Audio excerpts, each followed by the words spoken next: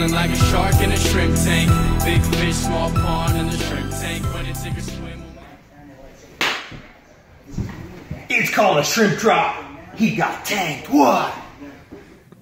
Hey everybody, this is Ted Jenkin. I'm your co-host. I'm sitting here with my co-host Chris Hanks, who's the executive director and founder for the Shore Center for Entrepreneurship. And this is the post-show wrap-up of the Shrimp Tank. We're joined by our guest, Daniel Puder, today, who's a speaker. He's an author. He's built successful businesses, both profit and non-for-profit. You have to check out his website, mylifemypower.org. Some great things that he's doing across the United States today to change the way that kids think about not only themselves, but just think about being successful in life.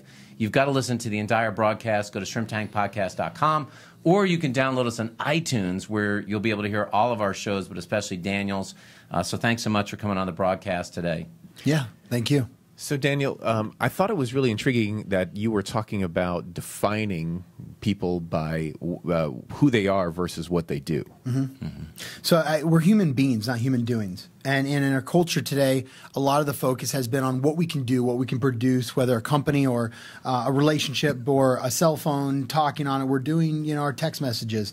But it doesn't mean that we're creating loving individuals, communities. I mean, the biggest thing I think I saw myself over this last couple months is there were so many riots and hate and hurt and pain and anger in different cities and on the media. And then guess what? I was in California, or right before California, Houston gets hit and floods. Community comes together. Fires in Southern California. I was there, right, like you could see it from my brother's house. Communities come together. Then Florida. I live in South Florida. Hurricane hits. Communities come together. And there hasn't been anything about riots or hurt or pain or anything else. So what I believe is that if we focus on and have you ever heard the saying that you can't love somebody else unless you love yourself? Oh, yeah. Yeah, I have. Same thing. I believe that we talk so much about learning the math, science, English, history in schools that we forget about who we are inside. And you get to be vulnerable in life to make that happen. And it's a perception on getting hurt from being vulnerable. You're not necessarily hurt. You just define yourself on who you are. And I define myself as a loving, authentic, committed man. And so, I asked you guys earlier, what was your couple? I'm giving. I'm a dreamer. Yes. What was yours? I like yours. Some say I'm a dreamer, Hanks, but I am a dreamer. Are you a dreamer? Yes. What was yours you said? Mine? Oh, I was actually talking about Ted, because I think Ted should have added lover and fighter. Oh, I like that. There we go. There we go. So, yeah, defining who we are and who we get to be every single day is just amazing on the results we can create. I see a lot of I see parents or educators or people that have been angry and frustrated and whatever that below the line way of being versus loving, honest, helpful, caring. And so you get two different results doing the same exact process, but your context is different.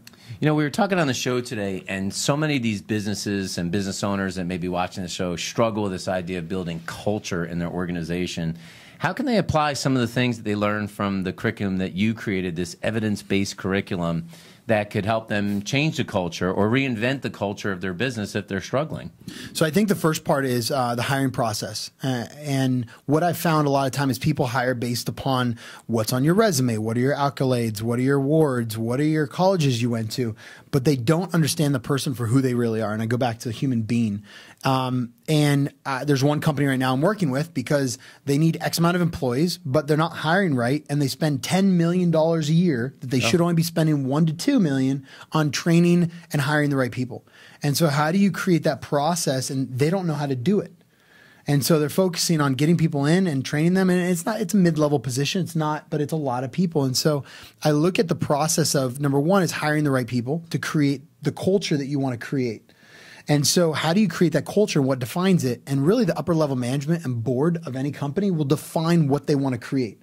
If they don't know themselves inside, then they're going to be surface level on focus on results and on doing this and on numbers versus creating that culture of a family per se. And what kind of family do you want? Do you want a family, or do you want a culture that doesn't care about each other? Do you want a culture that does? What are the outcomes that you want to create within your organization long term? Not the numbers and the product and everything you create, but what do you want to create internally and how you function?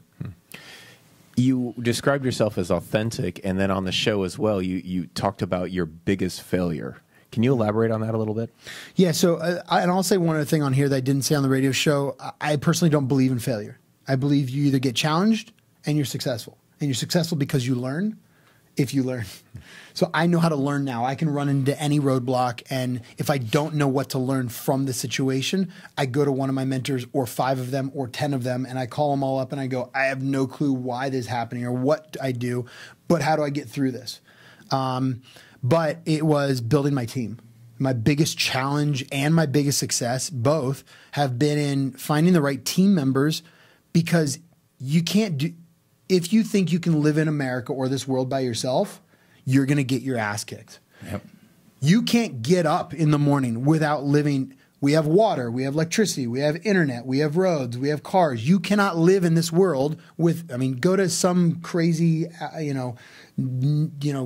desert. You could probably make your own clothes and do your own stuff. It's a pain in the ass. So I recommend that, you find out who you're going to, and again, it's not the accolades and what they've done in the past, but who do they get to be? How do they show up? And is that aligned with your bigger purpose in life or what you want to create? Anybody can go make money. It's just setting up the right product and the process and getting the right people that can work their ass off to make money. But does making money, I mean, we're more challenged today. We have more pharmaceutical drugs. We have more prisons. We, have more parents that are calling me on a weekly basis that their kids are jacked up because they don't even know how to mentor their own kids because they were never mentored by their parents. Well, this is some amazing stuff, and this is exactly why you need to listen to the entire broadcast on shrimptankpodcast.com. For those folks that are watching the video today and they want to learn more about you or your company or hire you to speak at their organization or bring in this evidence-based curriculum, how can they get in touch with you and your company to learn more? And congratulations, by the way, on winning the Humanitarian of the Year award as well. It's amazing stuff. Thank you. That was awesome on the USS Alabama. They can go to mylifemypower.org or go to danielpuder.com. We have amazing platforms. We have, I don't necessarily like to speak at events. I will. But what I love to do is run experiences so that we can connect the heart and the mind together to get the result that you really want. And a lot of people just hire speakers to speak and, I'll speak all day, but I would love to help organizations get results faster. So this is the question as we wrap up on the post-show wrap-up of the Shrimp Tank. For your entrepreneurs out there, I guess as the famous band Who said, who are you? That really is the question that you need to ask yourself walking away. And thanks for watching the post-show wrap-up of the Shrimp Tank.